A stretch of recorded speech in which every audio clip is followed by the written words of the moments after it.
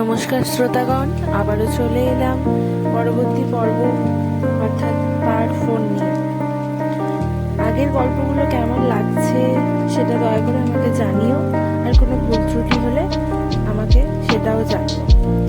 বেশি কথা না বলে পার্ট 4-এ চলে এলাম।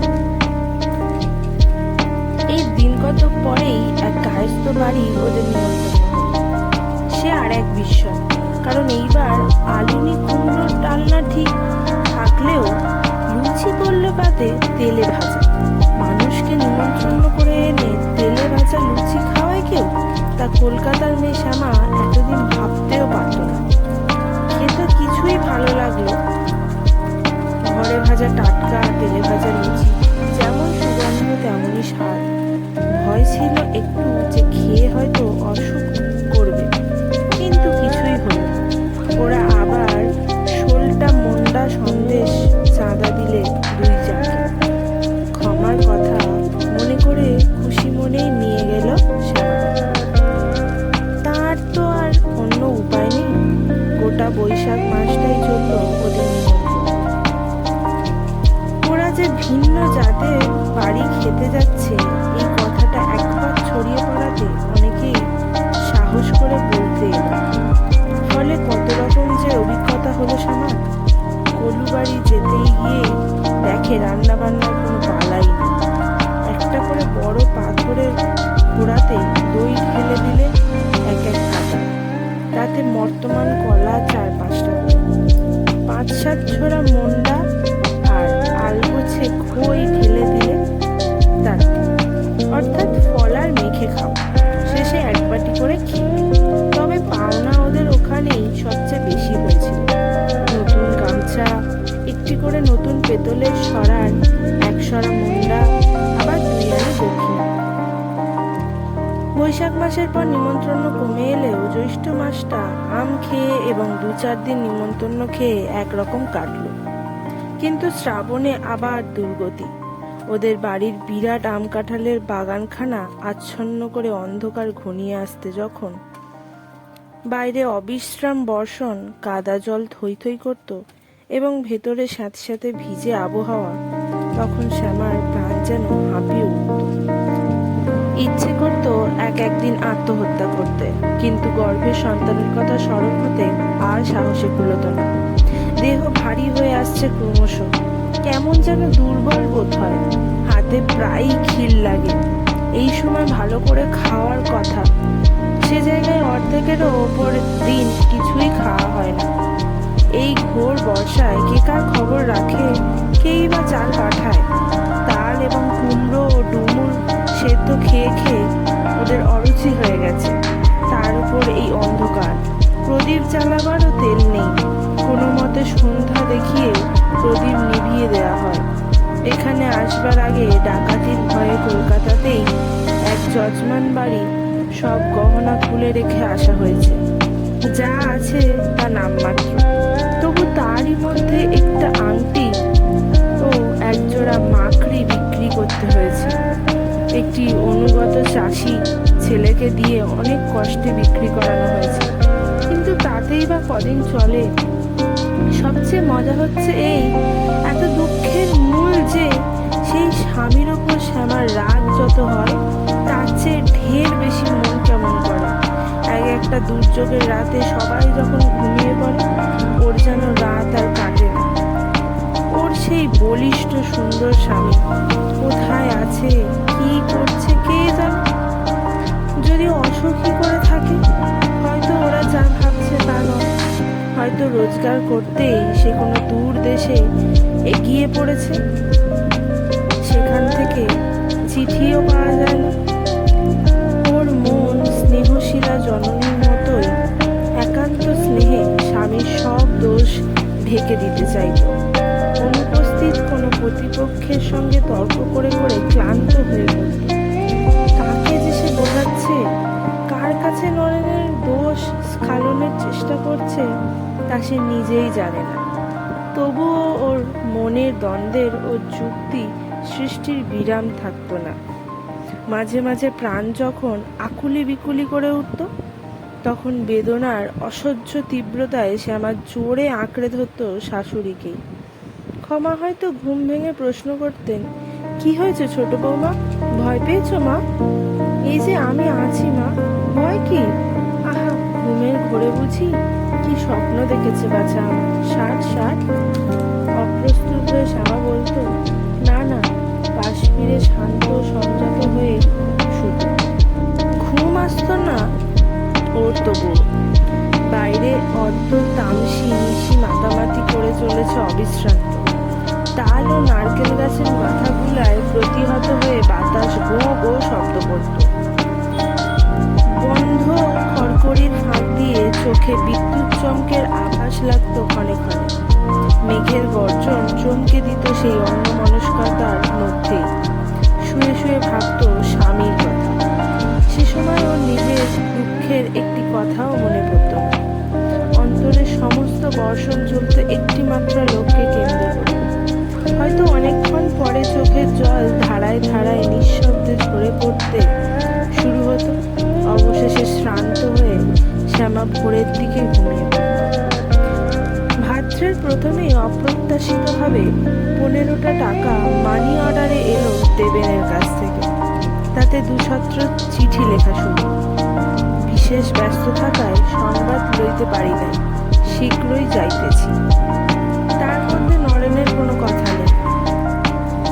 তা না থাক, নতুন করে যেন একটা আশার জোয়ার এলো মনে। রাধারানী ওদের দুজনের স্বামীর সমান স্তরে নেমে এসেছে, এই চিন্তাতেই যেন বেশ রকম মুষড়ে ছিল। এইবার হাঁপ ছেড়ে বাঁচল। ওর সমস্ত কথাবার্তায় নতুন করে ফিরে পাওয়া স্বামী সৌভাগ্যের অহংকার যেন নতুন পালিশ করা চুড়ির ঝিলিকের মতো অনবরত ঠিকরে বেরোতে লাগলো। ছোট জায়ের প্রতি সহানুভূতি শেষ রইল না। সে সহানুভূতির সরল অর্থ হলো ছোট জাকে জানিয়ে দেওয়া যে এই মাসে যা ধারণা করেছিলে তা ঠিক নয়। আমার স্বামী হাজার হোক তোমার স্বামীর চেয়ে ঢের ভালো। তা হোক, শ্যামা তাতে তত দুঃখী নয়। সেও একান্ত মনে ভাসুরের আগমনের জন্য দিন নয় প্রহর গুনতে লাগলো। ওর আশা যে ভাসুর এলে স্বামীর খবরও একটা পাবেই। শুধু সেই আশায় ও সমস্ত অপমান সইতে পারে অনায়াসেই।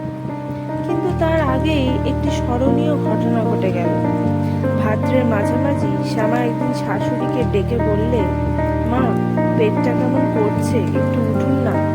তখনও ক্ষমা বুঝতে পারেননি। তিনি তাড়াতাড়ি উঠে আলো জ্বাললেন। কিন্তু বাইরের থেকে ঘুরে এসে শ্যামা যন্ত্রণায় উপুর হয়ে শুয়ে পড়ল।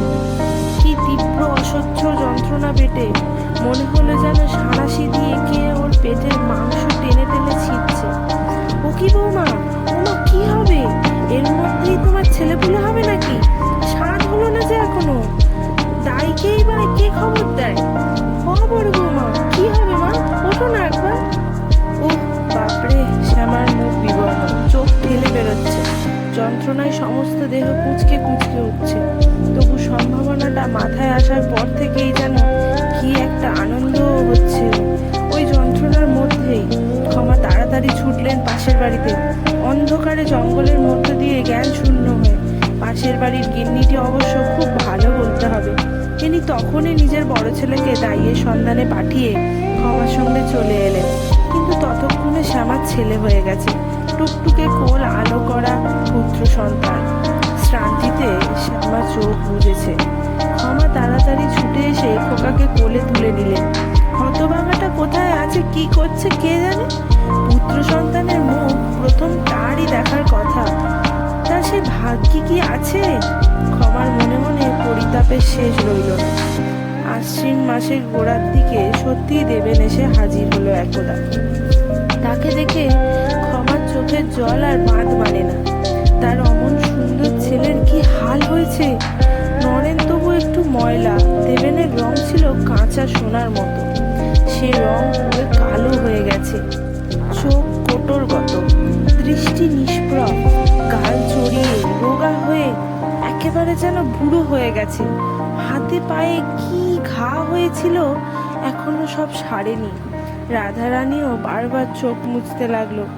দেবেন বললে, কি করব, ছোট বাবুর তো ওই অবস্থা, কোনো পাত্তা নেই। এধারে আমার চাকরিটি গেল। সে কি রে, তোর যে পাকা চাকরি শুনেছিলুম? ক্ষমা বাধা দিয়ে বলেন, তুমি খেপেছো মা? চাকরি আবার পাকা? বিশেষ আজকালের বাজারে সে থাক। এখন ওই তো অবস্থা, বাড়ি কেনা হয় না, অথচ হাতে যা টাকা আছে বসে বসে খেলে আর কদিন বলো? কি করব ভাবছি। এক বন্ধু পরামর্শ দিলে উড়িষ্যায় গিয়ে ভর্তুকির ব্যবসা করতে। নৌকা আর হাঁটা পথে সেখানে যেতে হয়, কিন্তু খুব নাকি পয়সা কারবারটায়। তার ভোজকানিতে ভুলে সেই কারবার করতে গিয়ে হাঁড়ির হাল একেবারে। দেখো না, পথে ডাকাতি হয়ে যথা সর্বস্ব গেল। তারপর পড়লুম রোগে, 3 মাস হাসপাতালে পড়ে একটু ভালো হয়ে উঠতেই সেখান থেকে ছাড়া পেলুম বটে, কিন্তু কোন মুখে তোমাদের কাছে এসে দাঁড়াবো শুধু হাতে? তাই ওখান থেকে চলে গেলুম আড়াই। সে আবার কোথায় রে? সে আছে বহু দূরে, পশ্চিমে, সেই কাশির কাছাকাছি। ওখানে গিয়ে আর এক বন্ধুর পরামর্শ শুনে লাগিয়ে দিলুম ডাক্তারি। তা বলতে নেই, এখন একরকম জমিয়ে বসেছি। ডাক্তারি? তুই কি ডাক্তারি করবি রে? শুনেছি পড়তে হয়, পাস করতে হয়। সে তুমি জানো না, ওসব কোন দেশ? ওখানে কে পাস করা ডাক্তার যাবে? 5-7 রকম মোটামুটি ওষুধ নিয়ে গিয়ে ওখানে বসেছি, তাতেই চলে যায়, ওরা তাতেই খুশি। তারপর মানুষ টানুষ মারবি নাকি তোরে? শেষে কি হাতে দড়ি পড়বে? কই, এই তো 6 মাস কাটিয়ে এলো, এখন সবাই আসছে আমার কাছে। মুখে মুখে এমনই উপন্যাস রচিত হয়ে গেল। আসলে দেবেনের এই শেষের ডাক্তারি করার গল্পটাই ঠিক, আগেরটা সর্বই মিথ্যা। মুখের হাতে টাকা পড়লে যা হয় তাই হয়েছিল ওর। কয়েকটি হিতাকাঙ্ক্ষী বন্ধু জুটেছিল। তারপর দিন কতক একটু ফুর্তি না করতে করতেই টাকা কটা যেন পাখায় ভর করে উড়ে গেল। রেখে গেল শুধু নানা প্রকারের কুৎসিত রোগ। হাসপাতালে যাওয়ার কথাও অবশ্য ঠিক, নইলে উপায় ছিল না। সেখান থেকে বেরিয়ে 5-7 টাকা ধার করে ও আড়াই চলে যায়। ওষুধ ছিল না একটাও, কেনবার টাকা কোথায়? ছিল 1 বোতল সিরাপ আর রঙিন কাঁচের শিশিতে জল, আর শুধু ছিল একটু সোডা। সেও ওই বন্ধুর পরামর্শ, ডাল রুটি খায় বেটারা, সোডা একটু করে দিস জলের সঙ্গে মিশিয়ে, তাতে উপকারী হবে। রোগ যা ভালো হবার তা আপনিই হয়, যা হবে হবে না। তা কি আর ডাক্তারই ভালো করতে পারবে?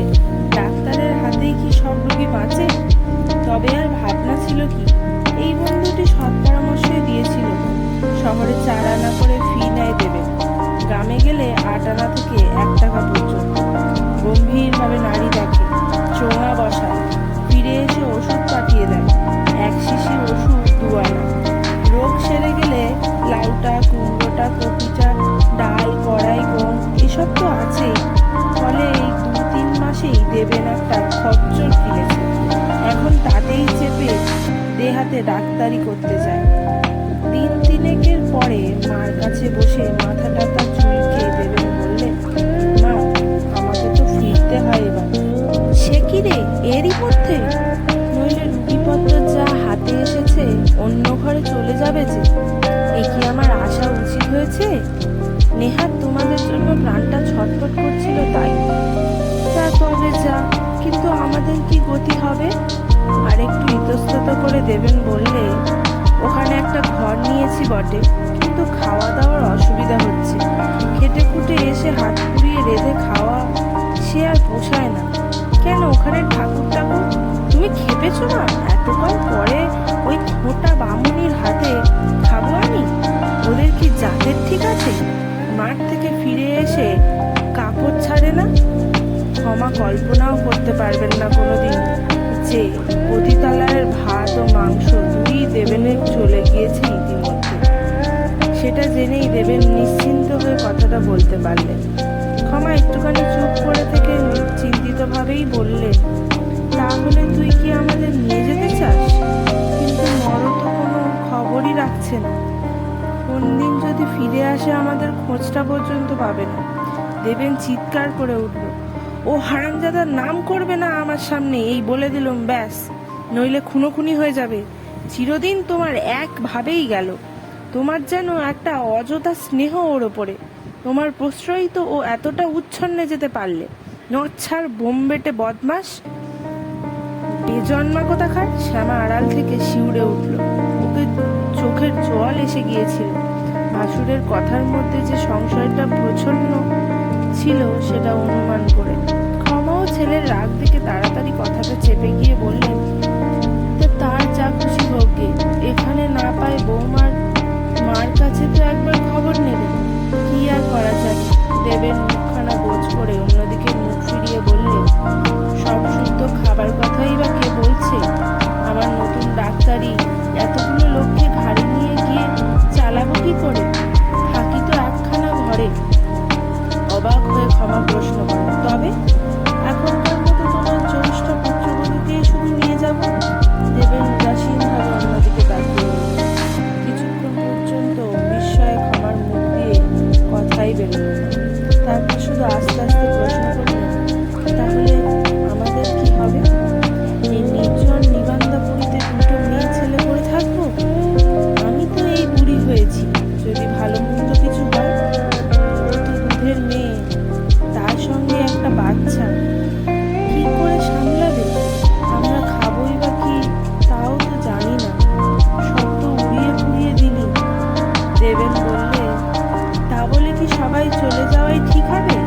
এ তো নিজেই বলেছিলে যদি নর ফিরে আসে।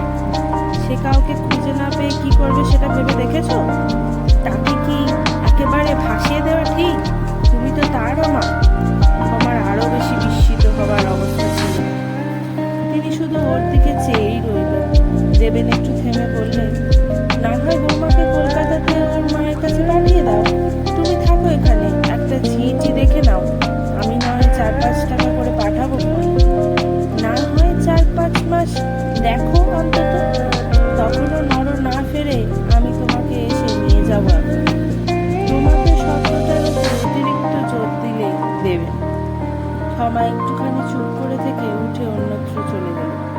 যাবার সময় শুধু শান্তভাবেই বলে গেলেন, সে আমরা যা হয় করবো। এখন তোমার যাওয়ার দরকার, ভালো দিন দেখে চলে যাও। আমাদের জন্য ভাবতে হবে না তোমাকে। ওই তো, সে তো জানি চিরদিন নর 7 খুন মা। আমি যদি ভালো করতে যাই তো সেও খারাপ। বেশ, তাই করবো, কালই নিয়ে যাব। তার মা নয়, আমার একার মা। আমিই বা বইব কেন? আমি উড়িয়ে দিয়েছি পয়সা, সে ওড়াইনি। বেশ করেছি, উড়িয়েছি। আমার পৈতৃক সম্পত্তি আমি উড়িয়েছি। চিৎকার করে দেবেন গজরাতে লাগলো বহুক্ষণ পর্যন্ত। রাধারানী অভিশাপের ভয়ে শাশুড়ির পায়ে হাত দিয়ে ছলো ছলো চোখে বললে, আমাকে মাফ করুন মা। উনি যে এমন কথা বলবেন তা আপনি স্বপ্নেও ভাবেন না বলবার বা জোর নেই। জানেন তো মানুষকে, আমি যেন মাথা কাটা যাচ্ছে না লজ্জা। সস্নেহে ওকে বুকে টেনে নিয়ে চুমু খেয়ে ক্ষমা বললেন, তোমার লজ্জা কি মা? তোমার দোষই বা কি? ওকে কি আর চিনি না? অমানুষ ছেলে পেটে ধরেছি, তার ফল ভোগ তো আমাকেই করতে হবে। তোমাদেরও এই শাস্তি মধ্যে ফেলল, সেই আমার সবচেয়ে বড় লজ্জা। বিয়ে যখন হয়েছে মা, স্বামী যেখানে নিয়ে যাবে তোমাকে তো যেতেই হবে। রাধা জায়ের হাত ধরে কেঁদেই ফেলল। এতদিনের একান্ত সাহচর্যে সে যাকে ভালোই বেসেছিল একটু। বললে, ভাই, এ আমার সুখের যাওয়া নয়, বিশ্বাস কর। তারপর একটু থেমে মাথা নিচু করে বললে, আমার সন্দেহ হচ্ছে ভাই, ও খারাপ রোগ টোগ কিছু নিয়ে এসেছে, বড্ড ভয় করছে। শ্যামা অবাক হয়ে বলল, খারাপ রোগ কি দিদি? সে কেমন করে হয় তা ঠিক জানি নে ভাই, তবে শুনেছি লোকের মুখে খারাপ মীমাংসের কাছে গেলে নাকি এসব হয়। তোমাকে যেন কোনোদিন জানতেও না হতে হয়, কিন্তু আমার যেন কেমন লাগছে। সেদিন পরের দিনই রাধারানীকে নিয়ে চলে গেল। যাবার সময় মাকে প্রণাম করে পায়ের কাছে 3টি টাকা রেখে গেল। ওপাশের দেওয়ালের দিকে মুখ ফিরিয়ে বললে, এখন আর নেই হাতে, এতটা পথ যেতে হবে, খালি হাতে তো যাওয়া যায় না। গিয়ে বরং 2-1 দিনের মধ্যে কিছু পাঠাবো এখন। সারাদিন রান্নাঘর বন্ধ হয়ে ছিলেন, কিন্তু যাত্রার সময় পুত্রবধূ বিশেষত পৌত্রের কল্যাণের কথা স্মরণ করেই না বেরিয়ে থাকতে পারলেন না। তেমনি আরেকটি পুত্রবধূর কথা স্মরণ করেই টাকাটা ছুঁড়ে ফেলে দেবার লোক সংবরণ করতে পারলেন না। শুধু বললেন, ওকে বলো বড় বৌমা, পথে ঘাটে যদি দরকার হয় তো ওটাও নিয়ে যাক, যখন ভালো বুঝবে পাঠাবে।